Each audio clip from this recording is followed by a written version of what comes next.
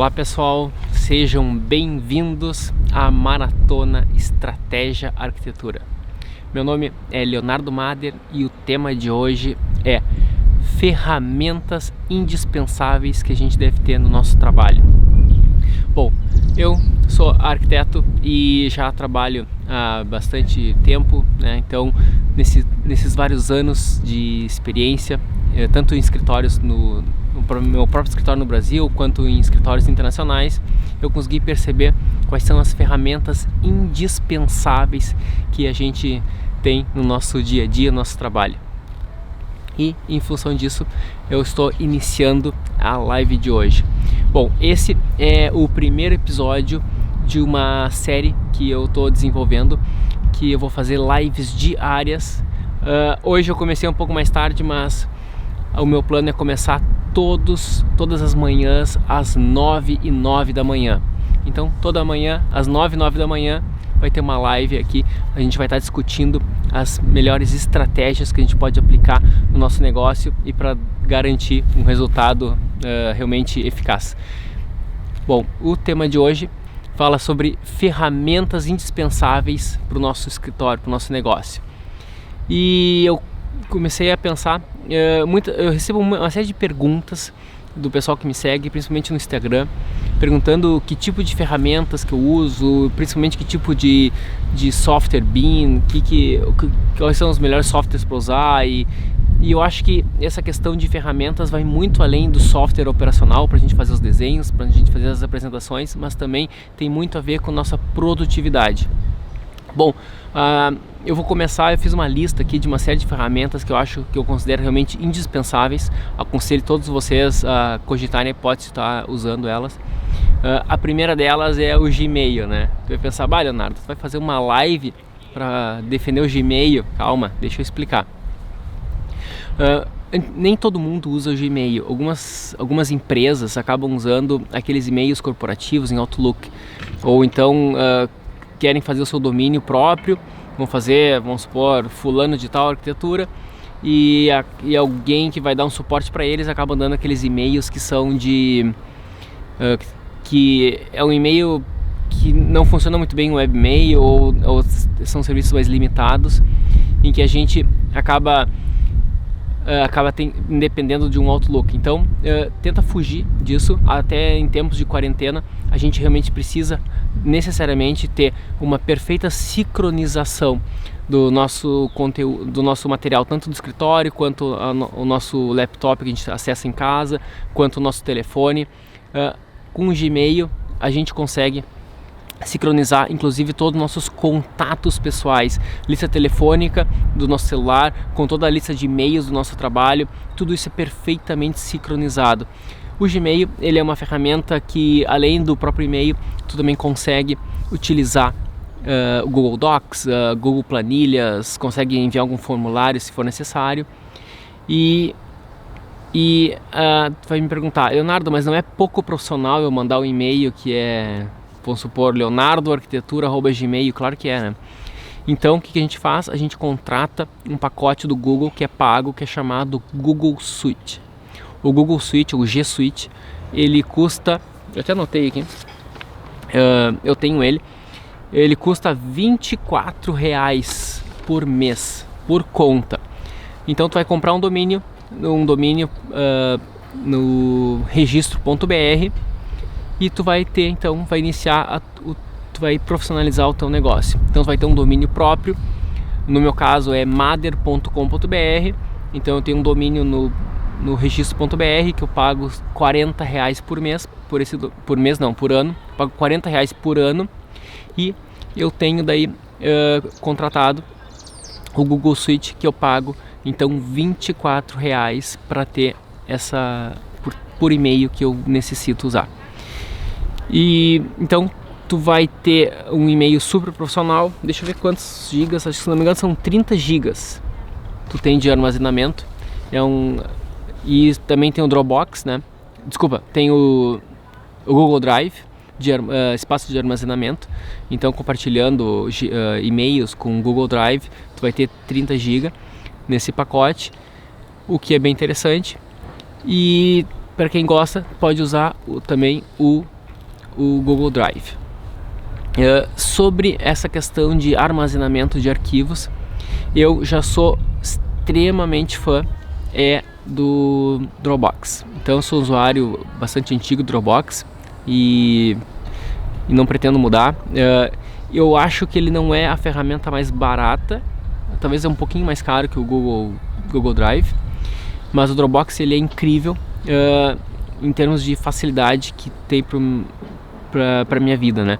Então eu posso também dedicar uma pasta. Eu tenho o pacote Plus do Dropbox, então ele custa, eu acho que $110 por ano. E nesse pacote Plus eu posso deixar uma pasta, por exemplo, que eu deixo todos os meus arquivos pessoais, e eu crio uma outra pasta que seria o servidor do escritório. E então naquela pasta do servidor do escritório eu vou criando várias pastas, que posso criar uma pasta administrativa, outra pasta financeiro, outra pasta só para marketing ou portfólio, outra pasta que é só para projetos. E essa pasta de projetos, então eu posso compartilhar ou a pasta inteira ou parte da pasta com quem eu trabalho. Então eu tenho um belíssimo controle. E por exemplo, já faz bastante tempo que eu estou morando fora do país, e quando eu preciso, eu estou contratando arquitetos locais, que na verdade são arquitetos que já trabalhavam comigo, e eles acabam desenvolvendo os projetos junto comigo no Brasil quando isso é necessário, ou até mesmo quando eu terceirizo qualquer outro tipo de trabalho, alguma demanda de material que eu tenho aqui em Londres. Também algumas vezes eu contrato o pessoal do Brasil para estar me ajudando nisso, e eu uso o Dropbox para facilitar toda essa integração de arquivos. Então, vamos falar um pouco sobre uma boa prática do uso do Dropbox. Com o Dropbox, eu comecei a usar o Dropbox quando eu já tinha o meu escritório físico em Porto Alegre. Então, com o meu escritório físico em Porto Alegre, eu resolvi botar todo o meu servidor para nuvem. Então ficou toda a nuvem com todos os meus arquivos. O Dropbox hoje ele está com 2 TB, então geralmente é difícil alguém precisar de mais de 2 TB para isso. Então tu consegue botar todos os teus arquivos lá. E se tu tem um escritório físico que tem um servidor, tu pode deixar automaticamente o teu servidor ficar sincronizando com a nuvem. Então cada vez que alguém salva o arquivo ali, tudo tá sincronizado na nuvem. E daí tu tá na rua, tu tá visitando uma obra, tu tá numa reunião com um cliente, em qualquer lugar, e alguém tem alguma dúvida, tu simplesmente saca o celular e tu consulta tudo na hora. Tu abre o Dropbox dentro do celular e tu abre qualquer desenho técnico, qualquer PDF, qualquer desenho memorial, qualquer coisa, né? Eu acho super prático.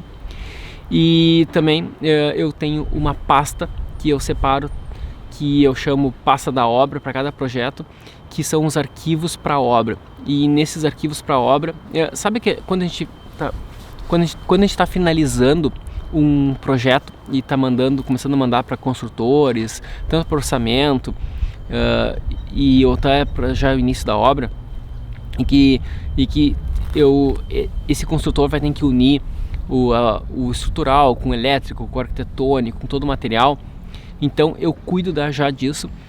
Como eu já coordeno meus projetos, eu coordeno os complementares, então eu tenho acesso sempre à última versão de cada desenho. Então eu vou jogando naquela pasta, por exemplo, estrutural, tudo que é novo do estrutural está indo para aquela pasta. Tem uma outra pasta da arquitetura que cada mudança que tem, eu vou botando ali os PDFs, e também faço uma outra pasta para DWG. Apesar de usar o BIM, eu exporto em DWG, porque muitas vezes o consultor já me pede, então eu já deixo tudo pronto. Então é uma pasta super organizada por disciplina: arquitetura, hidro, elétrico, estrutural, luminotécnico, ar-condicionado e automação, se for o caso, e qualquer outra área. Já também tem ali o projeto legal, porque é bem interessante o construtor ter acesso ao projeto legal, porque ele está construindo e ele tem que saber exatamente como é que está o projeto, o que foi combinado, o que foi acertado na prefeitura. E por isso que é imprescindível ele ter acesso a uma série de informações de maneira super organizada. E a vantagem do Dropbox é infinita para isso. Tu consegue ficar atualizando, então em vez de ficar mandando e-mails com um pacotão zip que o consultor e o cliente tem que ficar baixando, é simplesmente uma pasta que tu manda um link compartilhado e cada mudança de arquivos tu sempre está atualizando na nuvem e todo mundo está sempre com tudo bastante organizado e bastante claro. Então no meio da obra o construtor, qualquer um, saca o celular ou o tablet, já confere os arquivos. O próprio cliente do sofá da casa dele, ele já consegue conferir se o material está todo em ordem e tem até as imagens 3D que os clientes adoram ver. Isso é imprescindível também para a obra, belos renders em que o construtor e toda a equipe da obra consegue entender para onde é que o pessoal está indo. Então isso é muito, muito bacana. Outra ferramenta, deixa eu conferir minha... compartilhamento de equipe, deixa eu falar mais sobre o Dropbox, né? Quando tem várias maneiras de tu organizar o teu Dropbox com a tua equipe. Então, geralmente, a gente, quando está organizando nosso servidor, a gente tem, digamos, arquivos que são projetos ou projetos em andamentos, que isso é compartilhado com todo o escritório. E também tem alguma coisa de biblioteca, né, referências, que também isso faz parte, é uma ferramenta, é um instrumento importante para toda a equipe. Mas tem sempre arquivos, uma série de pastas de arquivos que são administrativos, RH, finanças, contábil, que isso aí a gente o ideal é que não seja compartilhado com toda a equipe. Então a gente faz isso numa pasta separada. Isso, quando a gente configura o nosso servidor, a gente consegue separar muito bem isso, e no Dropbox também a gente deixa tudo muito separado. E então é muito simples. Se tu quiser compartilhar somente a pasta de um projeto para algum arquiteto, ou se quiser também compartilhar, por exemplo, todos os projetos em andamento, isso vai depender muito do teu critério, tá? Eu acho muito prático a maneira com que o Dropbox funciona. Só que lembrando, teoricamente, o Google Drive faz exatamente a mesma coisa e tu teria a mesma facilidade. Eu acho só o Dropbox um pouquinho mais bonitinho, é uma interface com que eu já estou mais acostumado. Mas o Google Drive também tu consegue, se tu prefere o Google Drive, tu consegue fazer tudo isso perfeitamente com ele. Vamos falar de outras ferramentas mais básicas, né, do nosso próprio uso de arquitetura. A mais clássica, que todos os arquitetos usam ou já usaram alguma vez na vida, é o AutoCAD. O AutoCAD, ele ainda tem um grande uso para quem trabalha com arquitetura de interiores. Ele ainda é a ferramenta, acho que, principal de quem trabalha com projetos técnicos, principalmente interiores. E existe uma tendência que ele vai acabar sendo extinto até mesmo para interiores, né? Eu acredito que em algum momento toda essa facilidade do BIM vai ter uma customização, em que vai ter uma facilidade em algum momento que ele vai estar substituindo isso. Não estou vendo essa substituição a curto prazo. Eu acho que a curto prazo o AutoCAD vai continuar ainda bem forte para quem trabalha com interiores, porque o BIM ele é fundamental para quem trabalha com edificações, mas eu acho que para interiores realmente ele não é aquela grande mudança como se fosse da água para o vinho, né, em termos de produtividade. Agora, se tu já trabalha com edificações, com projetos de casas, edifícios, qualquer edificações em geral, né, o BIM sim, ele é imprescindível. E daí tem sempre aquela questão, Revit ou ArchiCAD. O Revit, ele é mais usado no exterior, principalmente na Inglaterra, acho que nos Estados Unidos também, ele é bastante mais difundido nos Estados Unidos. E o ArchiCAD, ele é muito usado em alguns países. Eu já ouvi falar que ele tem um uso interessante na França. No Brasil, acho que eu diria que é meio a meio, tá? Em termos de Revit e ArchiCAD. Algumas cidades ainda estão usando mais até o ArchiCAD, porque o ArchiCAD é mais barato a compra da licença que o Revit. A vantagem do Revit é que ele está sob o guarda-chuva da Autodesk. A Autodesk é gigante, é a líder de mercado. Então, mundialmente o Revit ele é o líder de mercado, né? Eu acho que ele, em termos de BIM, ele deve ter em termos de 4 vezes mais, ou até mais, né? Acho que talvez 6 vezes mais a participação comparado ao ArchiCAD. Eu, quando fiz a mudança, tive que fazer uma migração de AutoCAD para alguma plataforma BIM, eu estava querendo fazer com ArchiCAD, mas chegou de última hora, eu resolvi fazer eu mudei para o Revit. Por quê? Porque eu vi que os escritórios com quem mais eu admirava já estavam usando o Revit, e eu também percebi que no exterior, principalmente na Inglaterra, a migração estava muito forte para o Revit. Então, embora a licença fosse mais cara, eu resolvi mudar para o Revit porque eu já queria estar mais próximo e falando mais falando uma língua mais próxima de quem eu tinha interesse em estar trabalhando em conjunto. E referente a isso, eu acho que é muito bacana a gente não tem nenhum preconceito com nenhuma ferramenta, e quando alguém me pergunta qual ferramenta é ideal ser usada, se é o Revit ou o ArchiCAD, eu sempre digo o seguinte: dá uma olhada na tua cidade, qual é a mais usada. Se na tua cidade é mais usado o Revit, então usa ele. Se é o ArchiCAD, tu usa ele. Por que isso? Porque, em primeiro lugar, se tu tá abrindo um escritório, tu vai ter mais pessoas, mais usuários que vão poder aplicar, que vão poder se candidatar a vagas quando tu for abrir a vagas para oportunidades, né? Quando for selecionar colaboradores para o teu escritório.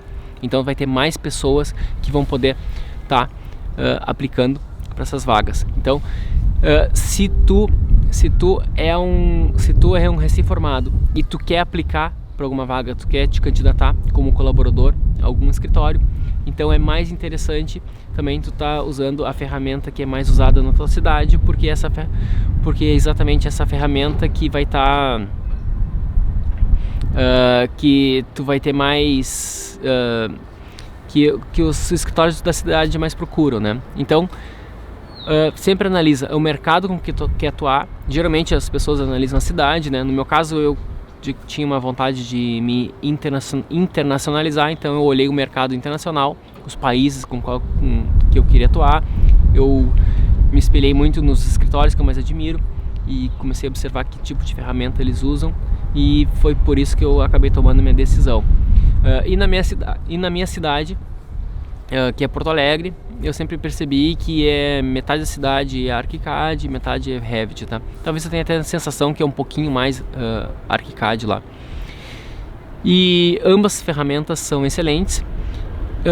Se tu pretende trabalhar bastante com projetos mais complexos, em que tu pretende usar o BIM como ele realmente nasceu para ser, que é de ser uma ferramenta centralizadora de todo o projeto, que todos os complementares usam, e engenheiros vão estar usando também, é mais aconselhável tu usar o Revit nesse caso, porque engenheiros geralmente usam Revit e ele tem uma perfeita integração. Se tu for usar o ArchiCAD, tu vai estar sempre dependendo da questão de trabalhar com o IFC, e o IFC ele não é tão puro, ele perde uma série de informações, ele não é tão bom de trabalhar, não é tão fluido de trabalhar quanto um arquivo nativo do Revit. Aqui na Inglaterra, os engenheiros eles já trabalham com Revit, então virou um padrão do mercado. Aqui, se tu trabalha com BIM, é praticamente 90% de quem trabalha com BIM aqui na Inglaterra, acho que já é Revit. E então os engenheiros já trabalham com Revit, então tudo é um padrão, é Revit. Outra ferramenta super importante que tu tem que ter no teu escritório tu tem que pensar nas ferramentas de apresentação de projetos. não só a apresentação de projetos, mas também de lapidação de projetos e apresentação do teu escritório. E essas ferramentas, elas aqui eu mais uso, a que eu uso principalmente é o 3ds Max. Alguns escritórios usam o SketchUp, o SketchUp associado a um renderizador V-Ray, outros escritórios usam o SketchUp com Lumion. E vamos falar um pouco sobre isso, né? O que é melhor, usar o SketchUp, usar o Lumion, usar o 3ds Max? Bom, isso vai depender, tá? Aqui na Inglaterra, o pessoal usa muito o SketchUp para desenvolver o projeto, para, digamos, modelar ele tridimensionalmente, quando eles não usam o BIM. Aqui, os escritórios que estão, digamos, ainda... Muitos escritórios estão no meio do caminho, né? Metade do escritório seria um equivalente a CAD, né? Um CAD não BIM, e a outra metade está BIM. Então, o que eles estão fazendo? Eles estão iniciando os projetos com o modelo, o jeito antigo, que é tudo em 2D, e depois eles estão passando para o BIM, quando o estágio do projeto está mais avançado. Não é o ideal, mas é o que muitos escritórios aqui já fazem, principalmente aqueles que acabaram migrando mais tarde. E esses escritórios que usam bastante o CAD, né? Alguns usam Vector, outros usam MicroStation, outros usam AutoCAD realmente. Quando eles usam o 2D para desenhar, eles acabam usando muito o SketchUp como uma ferramenta de conferência 3D e lapidação do projeto 3D. E depois usam o 3ds Max, que é para renderizar e fazer uma apresentação mais caprichada e para ter um material mais bacana para estar botando no seu portfólio e estar apresentando para os seus clientes e também validando as ideias. Então é um processo com mais ferramentas. As equipes aqui são grandes, então a princípio isso não seria um problema para eles, mas é uma realidade diferente do que a gente tem no Brasil, em que as equipes são pequenas e que é muito comum ter um dono de um escritório e ter mais alguém que está ajudando ele nesse projeto, e então a gente precisa estar reduzindo o número de ferramentas. O que eu acho mais interessante é usar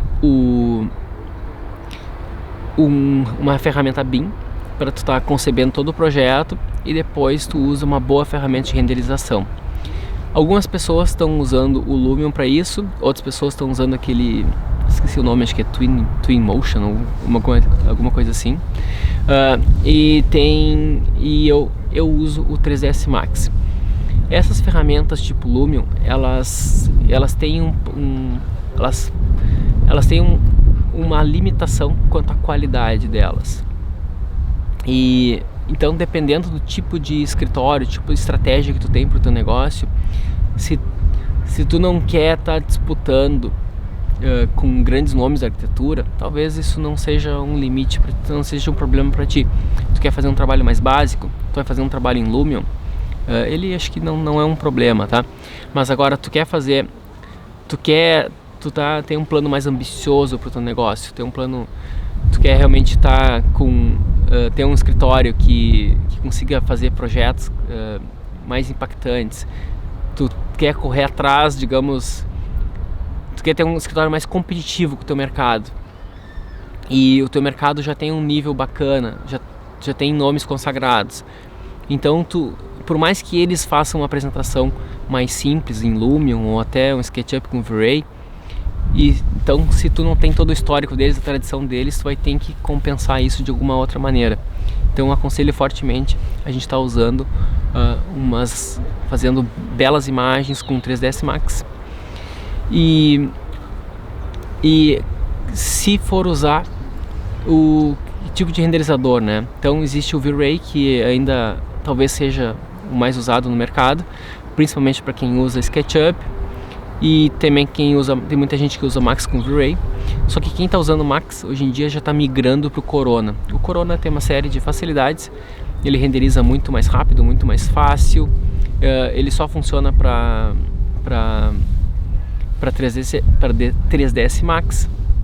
Também funciona teoricamente para ArchiCAD. Eu nunca consegui ver ninguém me relatando que teve bons resultados usando para ArchiCAD, porque eu acho que o Corona é bom, mas o ArchiCAD não é um software feito para modelagem, né? Para renderização.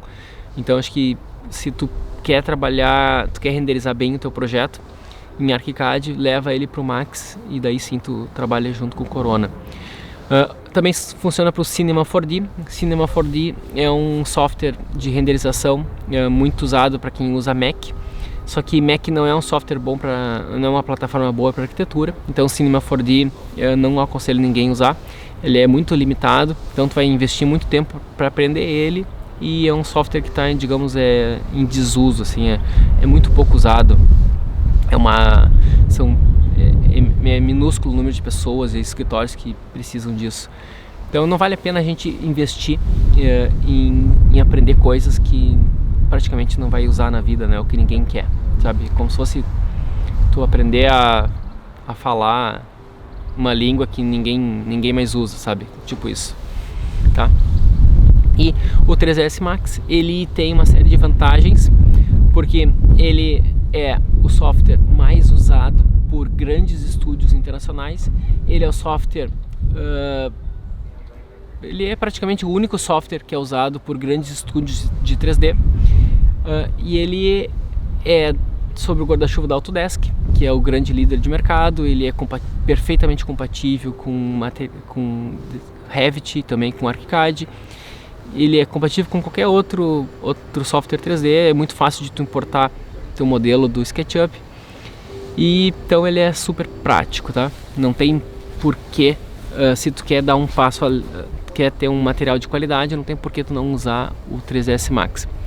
Agora, se tu tem uma abordagem diferente, em que tu não aborda, tu não usa tanto a renderização como ferramenta-chave da estratégia do teu negócio, e tu usa o SketchUp para isso, a princípio ele pode estar funcionando, só que o que eu vejo é que o que faz realmente os escritórios estarem crescendo hoje em dia é tu investir em marketing e geralmente imagens feitas com SketchUp ou renders mais básicos, eles acabam parecendo mais do mesmo e acabam parecendo muito similar ao que os outros escritórios acabam fazendo, e fica difícil de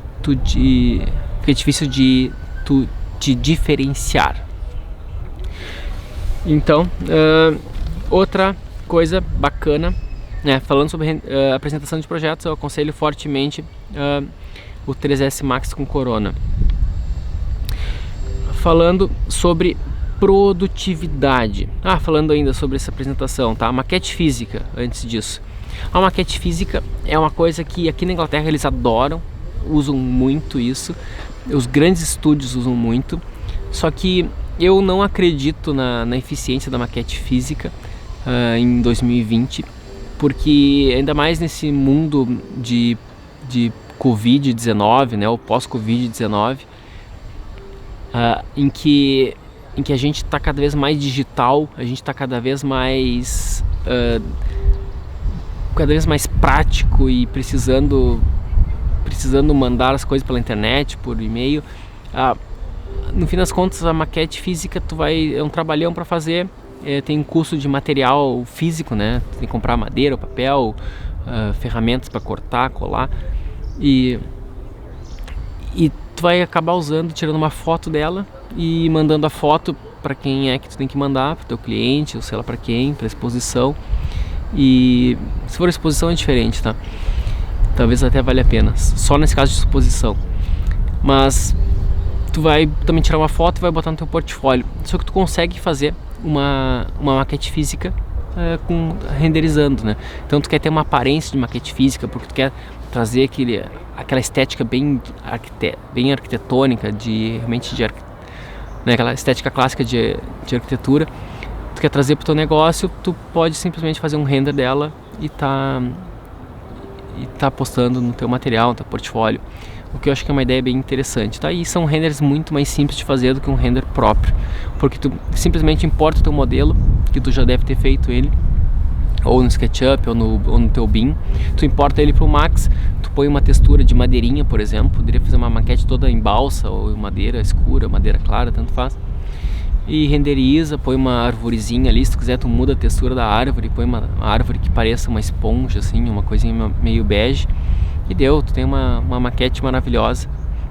E tu pode também, só seleciona o material do vidro, deixa o vidro com cara de vidro mesmo, e deu, fica uma maquete bem bacana e bem simples de fazer, muito fácil, muito prático e extremamente estiloso. O porquê que alguns escritórios, principalmente aqui na Inglaterra, gostam bastante, algumas pessoas gostam bastante, é por uma nostalgia. A maquete física, ela tem um papel nostálgico na vida dos arquitetos, e eu vejo que se tu quer montar uma estratégia que realmente faça o teu escritório crescer de maneira lucrativa, eu acho que não é uma boa tu investir em maquete física. Outra ferramenta que eu acho que é bem bacana a gente estar discutindo aqui são ferramentas de produtividade.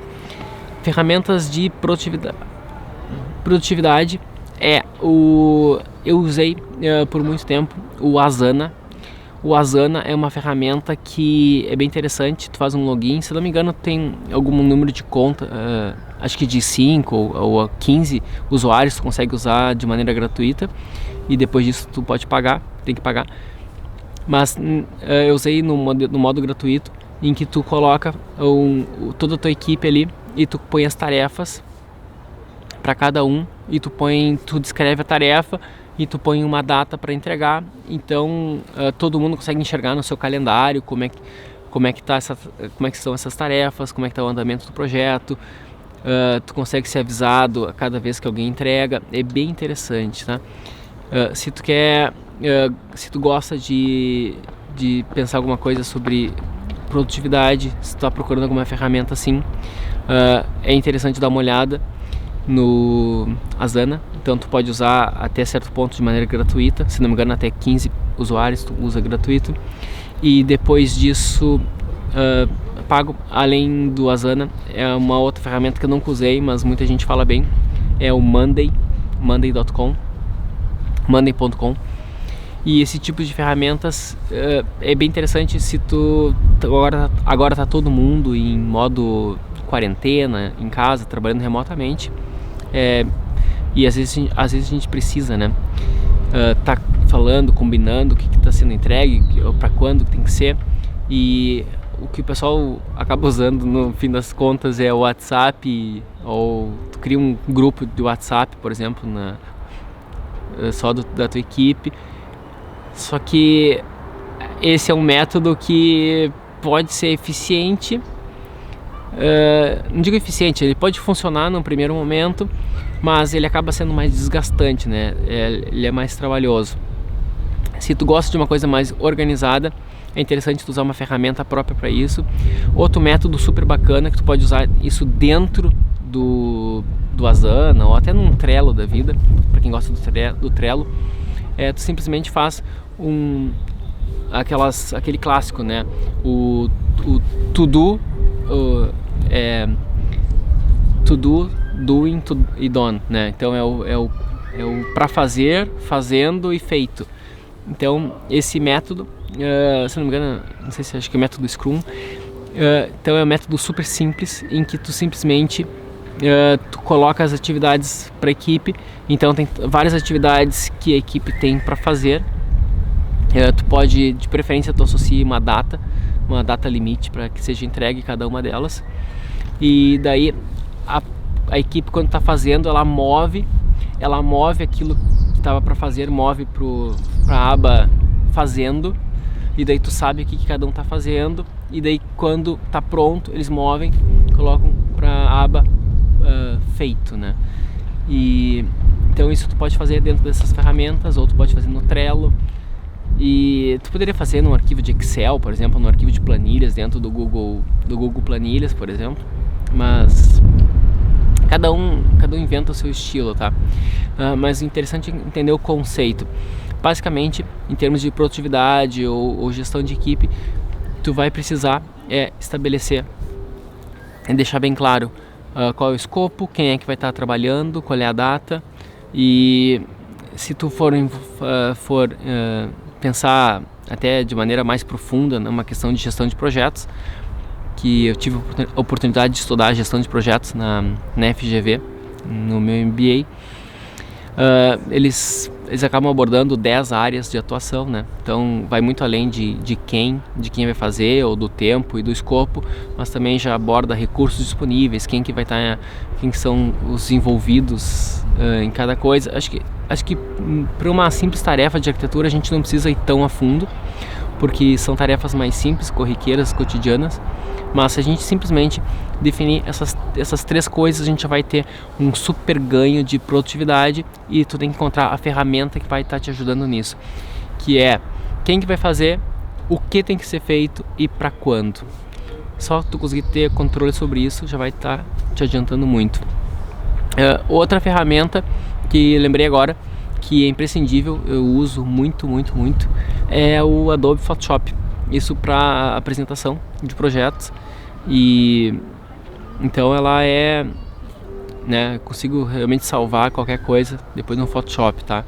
Até para desenhos técnicos, antigamente eu usava muito, pegava os desenhos de AutoCAD e pintavam eles no Photoshop, umas cores bem suaves, e fazer uma apresentação desse material técnico. Só que depois eu comecei a observar que, na verdade, as pessoas não dão tanta bola para desenho técnico. Arquitetos adoram desenhos técnicos, mas se tu for fazer, melhorar, deixar bonito teus desenhos técnicos, teus amigos arquitetos vão adorar. Todo mundo vai querer saber como que tu fez isso, né? Conta como é que tu fez, quero fazer também e tal. Mas teu cliente não vai dar bola para isso. O tempo do teu cliente é muito escasso. Tu tem que pensar o seguinte em termos de marketing.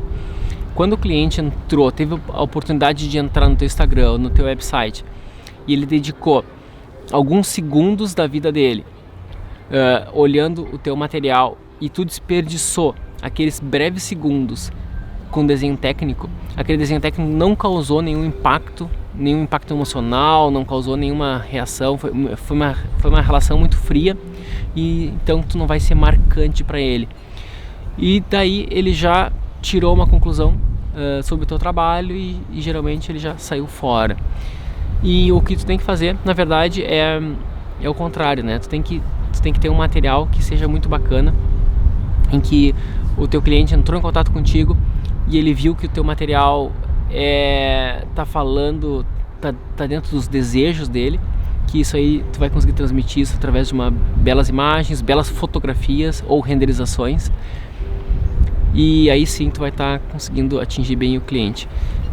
Então, não aconselho vocês, salvo se for para concurso de arquitetura, tá? Fazer desenhos técnicos em Photoshop. Se for para concurso de arquitetura em que o teu cliente, no caso, são arquitetos, aí sim vale a pena. Mas para todos os outros casos em que os clientes não são arquitetos, não vale a pena a gente ficar investindo em apresentação caprichada de desenho técnico. O desenho técnico, ele tem uma função que é técnica, que é de fazer o cara que for executar entender bem, ou a prefeitura que for avaliar o projeto, que for avaliar se as dimensões estão ok, tem que passar essa informação de maneira clara, que não seja confusa. Outra ferramenta muito bacana, que daí tem a ver também já com marketing, é ferramentas de website. Aqui é muito usada no Brasil, é o Wix, só que eu não uso essa. Eu gosto muito de usar Squarespace. Squarespace é uma ferramenta que faz sites super bonitos. Se eu não me engano, eu acho que custa $10 por mês, alguma coisa assim. Eu tenho um plano anual dela, e há muitos anos. Então, os principais estúdios usam essa ferramenta. É super simples, prática, super bonita. Qualquer template que tu escolher ali vai ser bonito já. É mais bonito que qualquer outra ferramenta que tu for investigar. E é muito simples de atualizar, ele é muito inteligente. e é muito fácil realmente, tá? Então tu tem que estar sempre presente no teu Instagram, tem que ter um site bem atualizado. Outra coisa que eu esqueci de falar, para apresentação de projetos eu uso o InDesign. Eu não sei se o pessoal ainda usa o CorelDRAW, é uma ferramenta mais antiga, mas é como se fosse um Corel, só que é da Adobe. E ali eu monto as apresentações, eu monto pranchas. Se eu vou mandar apresentação, prancha de concurso, eu monto no InDesign. Se eu vou fazer meu portfólio, se eu vou fazer algum material PDF, eu uso sempre o meu InDesign, alguma coisa tipo um folder, alguma coisa assim, né? O meu portfólio, ou algum material em A4 que eu quero mandar para o cliente, que é mais bonito. Uma apresentação para uma reunião, eu uso o InDesign. Aqui na Europa também, toda apresentação de reunião é sempre usado o InDesign. O InDesign é uma ferramenta bem... aparentemente, quando tu for abrir ela pela primeira vez, tu pode achar um pouco confuso, mas ela é bem simples de ser usada. E tu só joga a imagem ali para dentro e daí gera o PDF. Essa é uma das maiores vantagens do InDesign, é que tu consegue definir o tamanho do PDF que tu quer. Tu fez uma apresentação de, por exemplo, 30 páginas, com muitas imagens. Daí tu consegue dizer para o InDesign, através de algumas configurações de compactação das imagens, o quanto que tu quer que fique aquele PDF, né? Então, se tu quer que teu PDF fique com menos de 10 MB para mandar por e-mail, então tu consegue configurar isso bem fácil no InDesign. Então é uma ferramenta imprescindível. E se tu puder, se tu pensa em algum momento da tua vida internacionalizar, ter alguma carreira internacional, é bem interessante tu já estar habituado a esse tipo de ferramentas dentro do teu business hoje, dentro da tua rotina hoje, porque daí o dia que tu for querer te internacionalizar, fazer algum contato com o pessoal do exterior, daí tu já vai estar bem habituado, né? São menos ferramentas que tu precisa, tá? Outras ferramentas que pode ser interessante tu tá de olho pro futuro para quem tá no Brasil, né? Ferramentas de parametrização como o Grasshopper ou principalmente o Dynamo. O Dynamo seria o equivalente a um Grasshopper que funciona integrado ao Revit, e eu acredito que a longo prazo o Revit vai estar dominando o mercado. Acredito que daqui a 5, 10 anos o Revit vai estar ainda... o market share do Revit vai ser ainda maior do que é hoje. Isso é uma aposta que eu tenho, olhando o mercado internacional, porque a Autodesk ela é muito grande e ela vai dar um jeito de criar raízes. Sim, os engenheiros já começam a usar o Revit, tu também já fica mais fácil a tua vida tu usando o Revit, e vai ficar um pouco mais difícil a longo prazo para quem usar o ArchiCAD. Isso é uma opinião minha, né? E então, se tu já começa a aprender o Dynamo sim vai ser uma ferramenta super, hiper, mega usada no futuro. Só que, embora ela seja muito usada, não significa que ela vai te trazer dinheiro diretamente, porque o que eu acredito é o que vai te trazer dinheiro diretamente é ferramentas de marketing. O que te traz crescimento e dinheiro é marketing. E depois que tu conseguiu vender bem o teu projeto, conseguiu assinar um belo contrato, aí sim tu vai dar um jeito de conseguir entregar ele de maneira mais ágil. E daí sim tu vai precisar de ferramentas como um bom software BIM e boa ferramenta de parametrização. Agora eu quero dar uma olhada nas perguntas aqui. Acho que alguém já me fez uma pergunta. Se o seu site é Squarespace? Meu site é Squarespace. Eu até pretendo em breve dar uma atualizada nele. Quero botar coisas mais interessantes aqui. Pessoal, deixa eu ver se alguém tem alguma pergunta. Essa prática dá um retrabalho incrível. Até porque o BIM tem... entendi. Essa prática dá um retrabalho incrível. Até porque o BIM tem alguma coisa a ver com ferramentas, mas muito mais com o processo de desenvolvimento de projeto e participação dos atores envolvidos. É verdade. O certo do BIM é fazer com que todo mundo trabalhe sobre toda a equipe, arquitetos e engenheiros trabalhem sobre um único modelo e que volta e meia eles estão sincronizando. É para facilitar a troca de informação, que basicamente não seria nem uma troca de informação, é todo mundo está trabalhando ao mesmo tempo na mesma coisa, né? E esse é a intenção do BIM. E geralmente se tu tá numa cidade pequena, num mercado pequeno, tu vai usar o BIM e tu vai ficar encantado com ele, porque tu vai estar gerando cortes e fachadas automaticamente. Então esse seria o mais básico que tu pode extrair do BIM, que na verdade nem seria o BIM isso, né? Mas para tu conseguir usar o BIM na sua plenitude, coisa que nem aqui não se consegue usar ainda, né?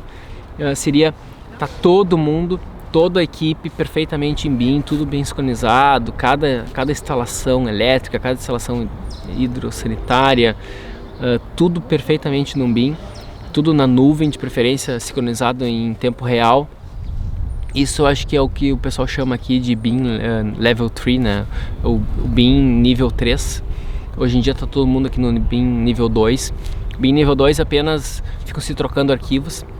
Esse é o BIM nível 2 aqui, é o que é o padrão da Inglaterra. Mas o que todo mundo vai chegar ainda, em algum momento, vai ser o BIM nível 3, tá? O que muda na concepção do projeto do AutoCAD para o BIM? A concepção do projeto do AutoCAD para o BIM. Se tu faz no AutoCAD, tu acaba iniciando por planta baixa e daí depois tu precisa de um software tipo SketchUp ou 3ds Max, que é para tá modelando aquilo que tu pensou de maneira tridimensional. Se tu usa o BIM, tu já tá fazendo tudo em 3D e conforme tu tá montando ele, tu já tá enxergando, só que tudo isso de maneira técnica, maneira fria, né? Sem estar renderizando. Tu pode apertar um botão render ali, mas é um render feio, assim, não parece uma foto, assim. Então tu não tem uma sensação mais humana, tá? Por mais que o BIM, que o Revit consiga, o ArchiCAD consiga renderizar, não é uma renderização humana, então tu não consegue viver bem aquele projeto que tu tá fazendo. Daí para isso que eu sempre aconselho não deixar para tu renderizar o projeto depois de pronto, como muita gente faz, mas sim começa a renderizar ele nas tuas primeiras ideias. Por exemplo, aqui atrás tem alguns prédios aqui, né? Então a gente consegue ver, tem um prédio com um tijolinho clarinho, um prédio com tijolo bem escuro, com umas placas de alumínio aqui, e tem um prédio que é todo branco, né? Aquele prédio branco é com alumínio e pedra branca. Então são 3 prédios bem diferentes um do outro. E eles poderiam ter, por exemplo, uma planta baixa praticamente iguais cada um deles. Só que a gente vai ficar experimentando essas caixonas, assim, que basicamente é só definir uma janela qualquer e uma sacada, e tu já consegue experimentar, esculpir isso nos primeiros estágios do projeto, usando uma ferramenta de renderização. E tu já começa a ver o que é que tá ficando legal e o que não tá. E eu acho que isso é o ideal de tu conseguir. Tu precisa esculpir o teu projeto para tu conseguir se destacar na arquitetura. Não é a única maneira de tu se destacar na arquitetura. Desculpa, não é a única maneira de tu crescer na arquitetura fazendo isso, tá? E alguns escritórios crescem na arquitetura com foco bastante em projetos técnicos ou com foco bastante em projetos muito específicos, muito raros, como supermercados. Existem escritórios que são especialistas em fazer prédios, em empreendimentos como supermercados, coisas assim. Então eles não onde a concorrência é muito pequena, eles não precisam ficar se destacando com grandes renders, coisas assim, porque eles fazem parte de um nicho que é muito difícil de entrar, tá? Muito fechado. Mas como a maioria de nós trabalha em nichos que são mais concorridos, tipo arquitetura comercial, arquitetura residencial, arquitetura de interiores, esse tipo de arquitetura. Então são muitos players no mercado. Então nesse caso sim a gente precisa se preocupar como é que a gente vai se diferenciar. Então esse tipo de ferramenta assim, que aumenta a nossa produtividade, em que nos dá em que a gente sofra o menos possível nesse momento de lockdown, né, de quarentena, em que todo mundo está remotamente, que o cliente precisa conferir tudo de maneira remota. Essas ferramentas são ideais, tá? E principalmente a mais importante de todas são as ferramentas que te auxiliam no marketing. Sempre lembre disso, tá? O resto dá-se um jeito. Se tu conseguir vender bem e faturar bem pelos teus projetos, todo o resto tu dá um jeito, resolve com dinheiro. Aí na Europa eles estão usando mais o Revit ou o ArchiCAD? É mais o Revit. Aqui na Inglaterra eu diria que o Revit é cerca de 5, 6 vezes mais usado que os outros. O Revit é o grande líder aqui, tá? Pessoal, então para quem não sabe, eu estou iniciando uma maratona, que é uma maratona estratégia na arquitetura, e essa maratona vai estar acontecendo todos os dias às 9h09 da manhã no horário de Brasília. Hoje eu comecei um pouquinho mais tarde, mas todos os dias às 9h09 da manhã vai ter um tema novo, um tema relevante, que a gente vai estar tratando as melhores estratégias que a gente pode estar adotando no nosso negócio na arquitetura e como é que a gente vai estar crescendo na arquitetura, né? Crescendo a nossa carreira e o nosso negócio. Esse é o grande objetivo. Espero que tudo isso tenha sido muito útil. Olha só, a Priscila, minha aluna do Render Revolution, ela me fez uma pergunta e eu não vi. Responde a minha pergunta. Deixa eu ver, Priscila, se eu localizo a tua pergunta aqui. Aqui, desculpa que eu não tinha visto, Priscila. Leonardo, você indica apostar no Revit para interiores, pensando nessa integração entre projetos complementares? Priscila, eu acho que não. Assim, ó, o Revit, para quem trabalha com arquitetura de edificação, eu acho ele imprescindível. Não o Revit, o BIM, tá? Qualquer um dos BIM. Em primeiro lugar, Revit ou ArchiCAD, ambos são excelentes, tá? Eu não, em termos de uso na prática, eu não vejo vantagem nem de um nem de outro, tá? No Brasil, principalmente. Se tu tá no exterior, Revit, com certeza. Com certeza não. Se tu tá em alguns países em que o Revit é mais usado, vai pro Revit. Se tu trabalha com interiores, eu acho que tu tem que dar uma analisada se o teu fluxo, as ferramentas que tu usa. Tem gente que usa o AutoCAD para fazer desenho técnico, tem gente que usa o SketchUp, que tem uma maneira mais diferenciada de fazer executivo no SketchUp, tem gente que faz isso, tá? Se essas ferramentas estão tá rolando tudo bem contigo, não tem por que mudar. Tu não tem que mudar porque tá todo mundo mudando. Tu tem que mudar porque se tem algo no que tu faz que tá te incomodando, aí sim tu muda. O Revit, eu acho que ele é uma bazuca para tu, né, para matar uma formiguinha se tu quer só trabalhar com interiores e se tu não pretende trabalhar com edificação.